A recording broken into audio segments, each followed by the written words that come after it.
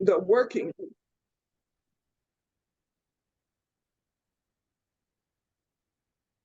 Well, thank you, George. Uh, the meeting is being recorded. Thank you, George. So we can share it with others who missed it. But we have several working groups. They are ending mass incarceration and the death penalty, the UN decade reparations, migration and border justice. And we're looking at starting a housing justice working group. On the ending mass incarceration and the death penalty, we meet on the first Monday of every month. We agreed to take December off, so we will not be having a meeting of ending mass incarceration and the death penalty. What we have asked branches to do is to come and represent what's happening in your city and your state on the question of ending mass incarceration and the death penalty. And so in Georgia, we have a very strong ending mass incarceration project. And Nicole Wiesen, who spoke at our last meeting, she heads up a statewide effort that comes out of the Ebenezer Baptist Church in Atlanta. And the Ebenezer Baptist Church is doing a national project on ending mass incarceration, which started in 2019, and it's going forward in a big way. So those of us in the Fannie Lou Hamer branch are directly connected with that, along with several churches in the Columbus, Georgia area.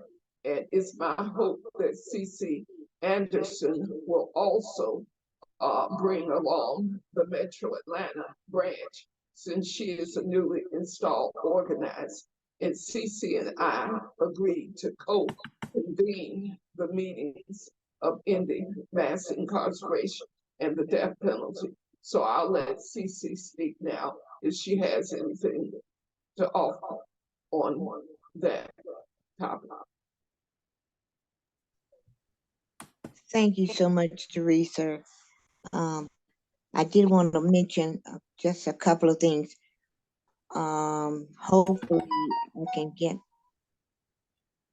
some more information concerning the commissioner of the state of Georgia prisons to meet with him and get some information so that in the future and on our agenda for next year, our goals, but one that I would like to do in the state of Georgia is to get these commissioners over prisons together, Teresa, you and I and others, to meet with them one-on-one and get the statistics and the data. And I'm doing research to find out what the qualifications are and the recommendations that we can agree on to see what actions we can come up with to release some of these prisoners, whether it be women or men. Well, let me just say this, CC, Georgia, the Department of Corrections is actually the name of the department. And it is an interesting setup because the Department of Corrections supports prison slave labor by having 25 work camps throughout the state of Georgia. And in addition to the work camps, there are several other counties, like Fulton County and other counties, where prison slave labor is being used. And Walisha Wilson, who's no longer active with the Wilf Metro Atlanta branch, she has a project of ending prison slave labor in Georgia, which I've been a part of since I arrived in Georgia. And so that is a major project. And so when we get to meet soon, Cece, we can talk about that project. Now I'm going to open it up for anybody else who has anything to offer from their states. California, I'm not sure where Ann Holberg is. Ellen Siegel is in DC, which is the last remaining colony in the United States. So if anyone has anything to add about ending mass incarceration in their states. And I think, Ann, you never really got to introduce yourself. So could you please do that? Thank you very much. I'm Ann Hoiberg, and I'm part of the San Diego branch. And we're trying to reconstitute our particular group. And I just received a notice that we have 2 new members, and I'm really excited about that. Thank you. Oh, that is wonderful to hear. And Philip Cole, since you just joined us, could you please introduce yourself?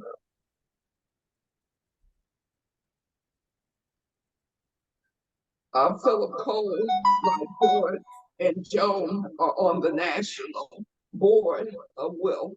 And so Philip seems to be unable to unmute himself. So Joan, do you have anything to add about California prisons? Since it's a pretty big prison operation. Anything you want to add about what's being done by Brand? No, I do not need to add anything. Philip may know something, but I don't know anything new. And I'm sorry about that. Thank you. Oh, well, that's okay. It's lots of branches in California. And so the goal is to try to get more branches engaged in advancing human rights. So I'm very glad that San Diego is coming alive again, so we can have something from the southern part of California engaged. Well, I'll go on to the UN decade for people of African descent in the fight for reparations. We will have a meeting of the UN Decade Reparations Working Group on Thursday, December 7th. And we will have a special guest speaker, Yanaka. And Yanaka, who went on the UN Decade Reparations Tour and spoke at the Philadelphia stop. He's just returned from Ghana, where there was a major reparations conference. So, George, we do want to put that out tomorrow about the December 7th meeting, because we want to make sure that we show Yanaka the utmost respect by having a good showing at that meeting, since he's our special guest speaker. I see your hand, Tina. What can we do for you? Can't hear you. Sorry, I was just to say, since you were talking about, I know prison reform is not the same as ending mass incarceration, but there are some good things happening in our county that just getting they were last 2 years ago, they were able to, or last year actually, they were able to vote GO prison out, and the regulation of the county jail has reverted back to the county, which has been good. And then the group that's called CPR, Coalition for Prison Reform, has some proposals about kind of, reorganizing things to for having to do with that not all the decisions for safety, like you don't have to keep people in isolation just because you judge them to be a risk and things like that. I'm halfway through the proposal. It's got a lot of good info, but I just wanted to let you know that things are happening here in Philadelphia. But I'm looking forward to hearing what else. So I just wanted to pop in and say that. What is GL Prison? Geo Prison is an organization. It's a for-profit company that runs a lot of, I know some of you are familiar with it, runs a lot of prisons, and they run a lot of detention centers. They are for-profit, and I think it's kind of unusual to kick them out. Just, from what I've read, but it does happen. So we're really excited about it. Yeah, every little bit helps in terms of reform. Sometimes paves the way Yes. to what we really want, which is ending mass incarceration as a whole. It's just a George, step. Yeah. your hand up. I just wanted to add that Geo Prisons is a corporation that will go into often to small counties or towns where they feel like their prisons are losing money and being a deficit on their county or city budgets, and say, we'll take over your prison for you. We'll absorb the debt. And then they push to get as many people in that prison as possible. And actually, statistically, the rate of incarceration in those areas goes up. And there have been people who have successfully driven them out of their counties or cities. I think that Akron or another Ohio city, there's 2 Ohio cities I'm thinking of. One is Akron, Columbus, or 2 of those places, or a county or in that area was one of the places that they did that several years back. That's all. Talking about the state of Ohio. Yes, ma'am. I'm talking about the areas around either Columbus or Akron where people organized to drive them out, the Geo Prison people. Well, that's good to know. Well, on the UN decade, reparations is taking a really big push. The UN decade ends in December of 2024. But because so little has been accomplished from the point of view of the UN, they're talking about extending the decade for another decade. So we're listening for that. But more importantly, in the Caribbean, all over the United States, and all over Africa, people are demanding reparations and winning. So it'll be great to have Yanaka speak with us on December 7th. And unfortunately, Rita Gonzalez and Adrian Bernal cannot be with us. But they are both people of Mexican descent. Rita's mother was Mexican, her father African American, and Adrian considers himself Chicano, and so he comes from Mexican origins. So we have achieved, I think, something that we talked about early on, that the people most affected by the issue of migration and border justice are people who have a direct connection to what's happening, particularly at the border between Mexico and the United States. So Rita sent me a message that she wants to talk with me about an idea she has. And so hopefully I'll talk with her.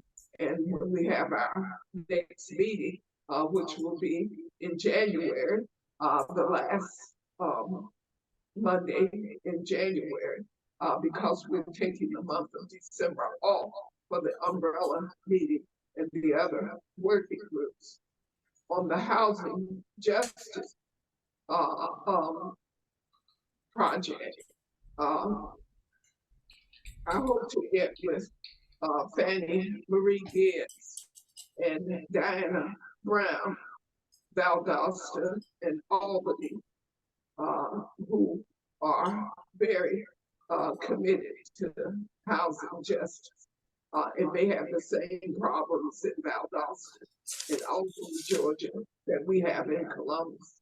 So I think the Housing Justice Working Group will be formed And we hope to be able to introduce at the January meeting. So is there anything anyone else would like to add on the subject of Philip events? for the stack. Philip for the stack. Go ahead, Philip. Yeah, I'm driving, so I had a hard time checking in. And of course, I'm with the San Francisco branch. And as far as California goes, there's been big strides. They have eliminated unpaid labor in the California prisons as of this week. And for paid labor, unfortunately, they've raised the average salary up to 37 cents per hour. All of that is perverse, of course, but it is a step forward. And two is, as far as jail prisons go, it's a very insidious corporation, and anybody that can kick them out can. And they have been known to actually operate the parole system in some states. So basically, they can fine you, send the sheriff out to get you, and put you back in jail. So they were like one of the worst corporations under the sun. So that's all I have to add. And now back to the traffic. Thank you. Well, Philip, would you please let people know what branch you're with? Because I'm with the San Francisco branch. Thank you. yes, so it's good for us to kind of know how many branches are represented. Greater Philadelphia, Metro Atlanta, Fannie Lou Hamer, Southern Piedmont, DMV branch, DC, Maryland, Virginia, San Diego, San Jose. So it's great that we have 1, 2, 3, 4, 5, 6, 7, 8 branches. I believe of our 9 members. Well, I'm on here double. So we have, what's the count, George? We have 8 people.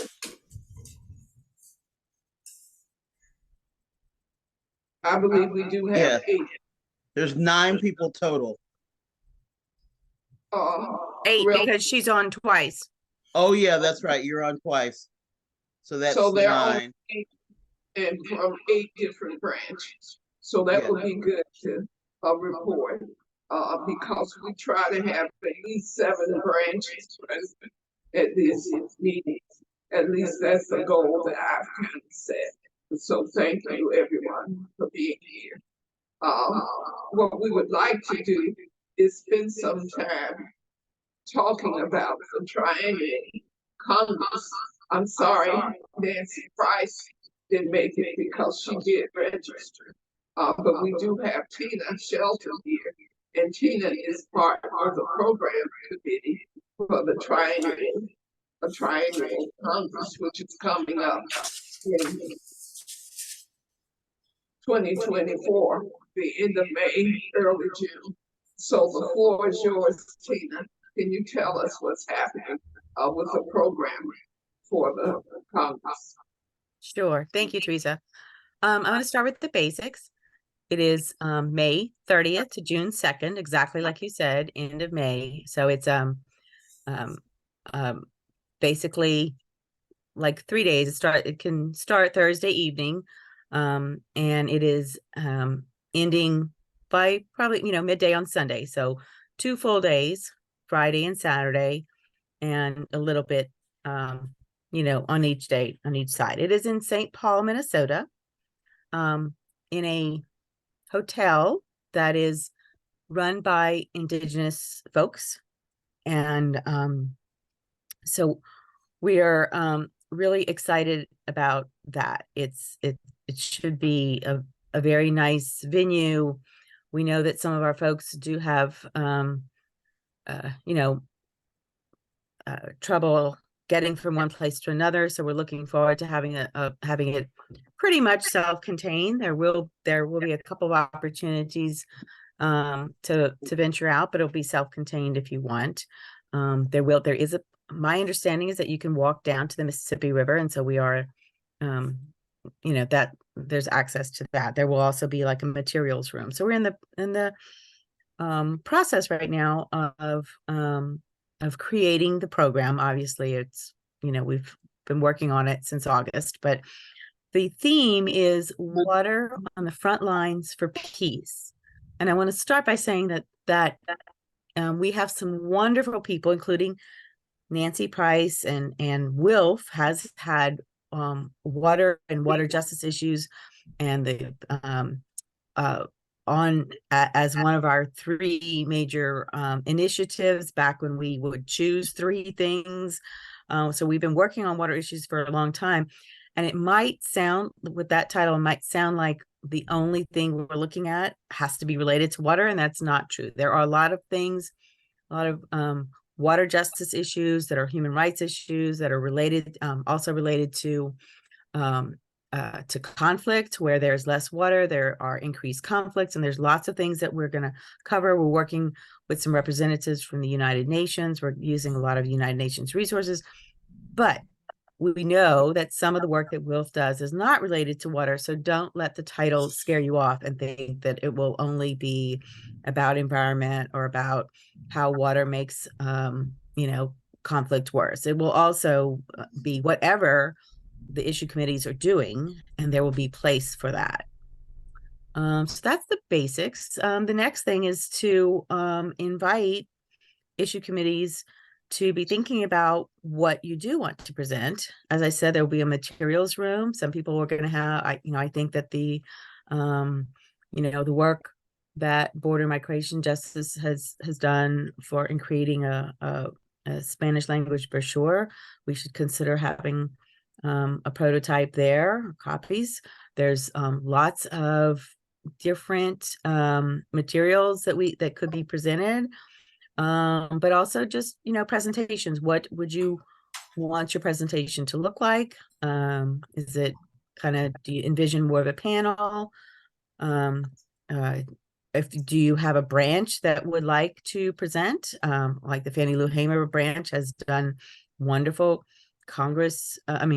meetings. And, maybe they want to take, that and turn it into a presentation. We are working on the program right now. We're fitting all the pieces in. So we want to hear from, we've reaching out to issue committees, and now next we're going to reach out to branches, but you don't have to wait for us to reach out to you. You can reach out to us and say, hey, we want to do this. So do you have any questions? Well, Tina, Yes. One of the key strategic objectives, I think, should be building and rebuilding branches. I understand there once was a St. Paul branch, and I believe the Minneapolis branch, from what I hear from the membership development circle, has not been functioning in a way that makes it a strong branch. And I do know people in the Minneapolis-St. Paul area. So what I would like to do, and I talked to Gloria McMillan about this possibility of having a scholar activist panel, because there are a bunch of scholar activists in the Minneapolis-St. Paul area. And one person in particular, Rose Brewer, she's head of African American and Africana Studies at the University of Minnesota at Minneapolis. And she's a friend. And there's another person who is at the St. Paul campus. And I know that there are other scholar activists in our organization, like Barbara Taft, for instance, is certainly a scholar activist. So I want to propose a scholar activist panel since there's a strong university setting there. And I was surprised that we were not having our conference in association with the university. Because by that time of year, graduation is over and universities are usually available. I would like for you to speak to the cost of registration because I was quite shocked to hear at the last board meeting someone give a report about the potential of a $600 registration fee. That's outrageous. And maybe the 3 board members who are here can speak to what came of that. If there's something different that came of that, do you know any more, Tina, about the registration fee so that we can come in person? And is it okay if I follow up with you by email about Rose's last name? Because I didn't quite get it. I can get it later from you. She is a person that I would have to contact. She's Okay. not a member of Will. Got it. Okay, So you and I can talk about it. perfect. But the idea of having a scholar activist panel, once if the program committee decides on that, I'll be glad to help with Okay. that. Yes, the cost has been, I'll say surprising and shocking to me as well. And I do know that a decision is made to have a substantial subsidy, and those people who are on the board could probably speak to that more than me. I believe, well, I'm not going to say the amount because I might, so I will let others speak about that. Like you say. George, Philip, or Joan, do you know any more about what the cost of registration will be and how it will be subsidized?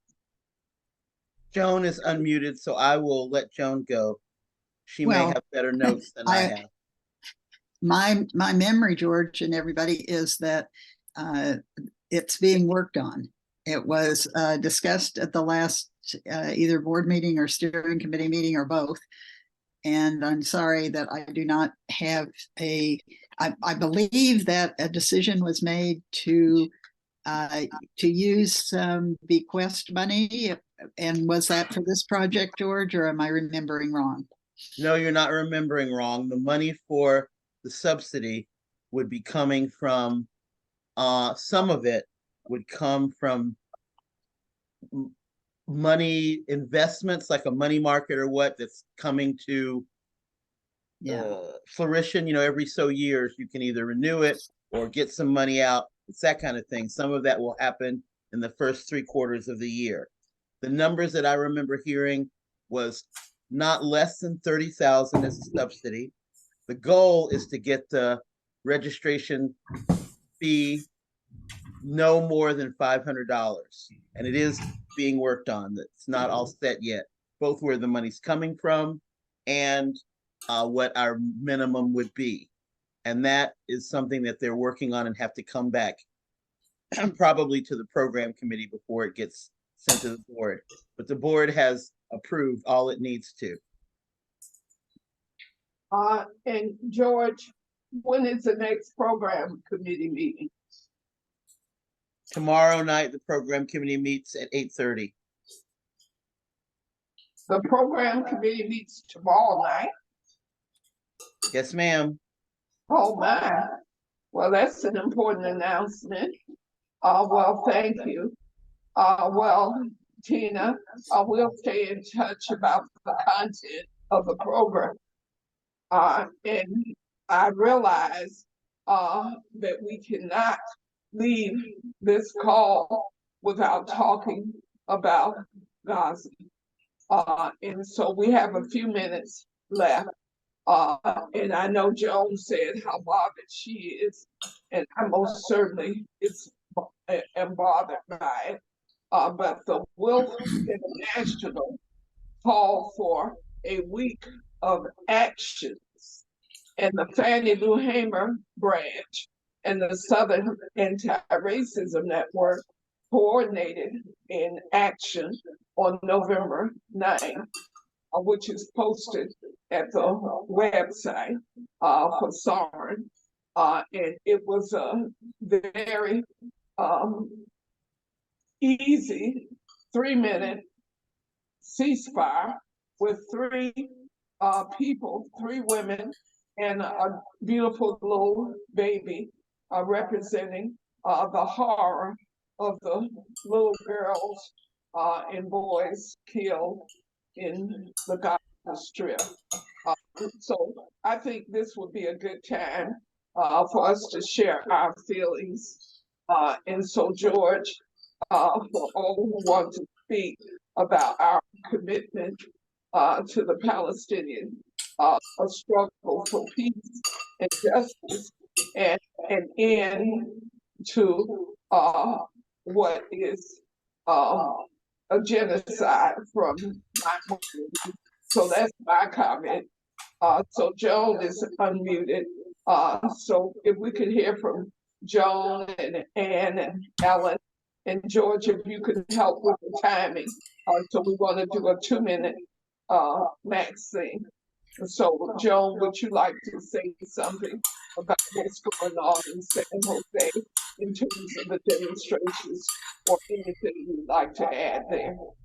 Well, as many of you know, there are several branches in the San Francisco Bay Area, and one of them is in Palo Alto, which is essentially between San Jose and San Francisco branches. And they have a weekly vigil, which they have definitely been focusing on Gaza. And also in San Jose, there is a Friday night 1-hour vigil at the university campus on a very busy one-way street where people are at 5 o'clock, where people are leaving to go home and driving down the street. And they've been also focusing on the situation in Gaza. But there are so many things going on all around the country where there are and where there are not well branches. So I'm going to let other people talk about some of those. Thank you. Thank you, Joan. Ellen, I saw the beautiful, huge demonstration in DC a few nights ago. Long live the Intifada, long live the Intifada. And I'd like to hear how that huge demonstration came together, Ellen, if you know. Well, I don't know exactly, but we have a very active community in Washington, both Palestinian and Jewish and interreligious. So there's an enormous amount of activity going on here. Right now, there is a hunger strike in front of the White House. I think 2 nights from now or tomorrow night, when they light the Christmas tree, there's going to be a vigil of many denominations. I mean, this is incredibly overwhelming. The situation in Gaza is completely destroyed. And the fear is that the Palestinians from Gaza are being pushed out, much like 1948, and will never be able to return home. And Israel, the United States continues to fund Israel, give it more money, give it more equipment. This whole joke about Israel letting out Palestinian prisoners, they're releasing not even people who have been charged. They're releasing people that are in administrative detention, which means these Palestinians have never been legally charged. And that's kind of a joke. The whole thing is just incredibly overwhelming here. But we need to continue to show our solidarity to the Palestinians, to try and stop funding to Israel, and to help some of these NGOs that are helping to fund food trucks going into Gaza, etc. Thank you, Alan. And what's going on in San Diego? Well, Wilf has been working with the Peace Resource Center, and we've been trying to create what's called our Super Supper, SOUPER, and we will be talking about our different protests during the past year concerning not only the Russia, Ukraine war, but also the situation in Gaza and Israel. So we've been working hard and we're trying to wrap all this up by December 2nd, when we will have our super supper. Oh, wow, that sounds great. Well, George, has anything been going on in the Charlotte, Southern Piedmont area that you could see, or anywhere in North Carolina in support of the Palestinians? There have been protests in Raleigh and Chapel Hill and Durham, a couple in Raleigh, one in Durham that's a regular vigil kind of thing every Friday, and in Chapel Hill on campus there's been a couple. UNCC here in the Charlotte area, there was an action, and a Southern Piedmont member, Steve Smith, who's an adjunct professor there, and a bunch of his students did a takeover on a day that was a lot of campus did shut down for Palestine. North Carolina Peace Action, I work for them as a staff person, and we have an intern at Davidson College. She organized an event that was on November 9th, and they also, it was close to Kristallnacht, which is a hard anniversary for people of Jewish descent. So at their action, Palestinian students spoke, a person spoke about Kristallnacht and the history behind that, and they all basically walked out of classes to hold that rally in the quad, as you would call it, the big area near the student union where a lot of students, congregate. It was a good photo of that y'all will see in the upcoming e-news, because in the upcoming e-news, there's a piece about what all Wilf people were doing on the week of action. And there's a photo of Steve Smith talking to students in the quad at UNCC. There's the photo of the Fannie Lou Hamer branch holding the ceasefire banner. And there's a little short video of Jan Corder doing her thing at the Des Moines branch. That'll be in the e-news. Great, George. Were you responsible for putting that together? Yes, and miracle of all miracles, I didn't have to edit it. I sent it to the new e-editor or news editor, and I said, this may need to be revised in the formatting and all that crap. And she didn't get back to me. She got back today and said, how's this for a headline? And I said, that's great. And she said, thanks. And so it was great and done. Hopefully it will make up for me forgetting to send the program committee registration link to UNCC, which I am so sorry. Well, let's hear from Philip. He has to say, and then we want to hear what's happening in the greater Philadelphia area. If we haven't lost Tina, we may have lost, there's Tina. So Philip, would you please speak, and then we'll hear from Tina. Okay, what I will say is there was a massive protest on the Bay Bridge that shut down the bridge, the main artery between San Francisco and the East Bay, that lasted for over 5-6 hours during the International Asian Pacific Conference last week. And it was very, very impressive. But I hope we keep in mind, Wolf is an organization that its mission is to end military conflict, regardless of where it takes place and regardless of who's doing it. And we do not take sides.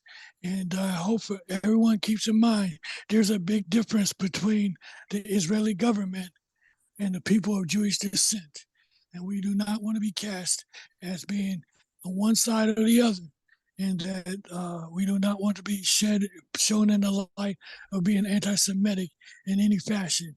So we have to walk carefully, like all other major corporations, and hopefully work to end this conflict. However it's done, by ceasefire or by some kind of a diplomatic resolution. That hasn't happened for 70 years, but hopefully it will come to the end. But we have to really be careful of what we say and how we act. And so there's no innocent parties in this conflict. You know, everybody's guilty. Okay, Philip, that's enough. Yeah, well, Because thank you very much it's for the your entertainment. opinion. It is your opinion, and we stand with the Palestinians who have had their lands occupied for 75 years. There is no That's not dispute debatable. in That's not wealth. debatable. There is no dispute That's in wealth that's not about debatable, who and that's not the what I'm saying. aggressor is. That's not what I'm saying. Stand down, That's Philip. wait, let me We're going finish. to Don't cut Tina. me off. Let me Oh, finish. no, Don't just cut mute me off Philip. Mute because Philip. you are misrepresenting the organization by saying I that. heard We what you stand. said, Philip. So stop talking. Go ahead, Tina. Let's hear from you. Okay. I will say that while you were talking, I was hearing him say Stupid bigot. that's not debatable. So I think he was agreeing with you. No, but he just called me a stupid bigot. Moving And I on. hope everybody heard that on the What you record. said was bigotry. Is a bigotry statement. I'm not calling anybody any names. I'm just saying that as a to say that we are I heard what not. you said, Philip. Well, that's You fine. said it's That's no. fine. Yeah. Don't try to tell me, you know, that's my opinion and it doesn't represent anything else. I'm not trying to represent anything but I will Yeah, say go ahead, that this discussion that is having here is one of the things that we discussed at our meeting on November 18th. Just the pain carried by people, Jewish people, our Jewish members who are on the Middle East Committee, who are very pro-Palestinian, and also, you know, have to start with, you know, with their also own their own frustration with Hamas, which it felt like it was setting the, and I'm not saying, I'm not making a judge. Oh, I'm saying it felt like it set the cause for peace back. I'm not quite sure I agree with that, but that's how it felt for them, and just giving us a place for different feelings. Of course, Jeannie was, you know, gave us the history, and then Hannah said, "Okay, can you put that on a one page so we can explain it to everybody?" And we said, "No, we can't put it on one page, but we can try." So you know, it's having a place for feelings, and then, you know, then we go back. Like, I'm struggling with my place of worship to make a statement, and, you know, to do something quick and simple means that it's not right. It's not, it's people have opinions, and people, and it's not good enough, and it's hard. It's a hard subject. It's not hard. I saw Ta-Nehisi Coates say Here. that it can be it can feel complicated, but when you feel it, it's racism, and it's not hard to recognize that it's racism, and that needs to be recognized. And as Wilf, you know, I think I'm proud of the fact that we have such a group to give us that is aligned with Jewish Voice for Peace and the other organizations that are calling for change. Well, thank you, Tina. And the one thing that we're in the process of discussing is the so-called code of conduct. And I think that people who are on the board of the U.S. section should take note of this recording and this meeting. And we will have our next Advancing Human Rights Committee meeting on January 29th. It's actually the it's the fifth Monday, but it is the last Monday in January. And we will take up this topic again, but there is no more space for any more comments tonight. So the meeting is adjourned. George, please save the recording for sharing with everyone in the Advancing Human Rights list. Yes, ma'am. George, thank you. Good night, everyone. Good night. God bless. Good night.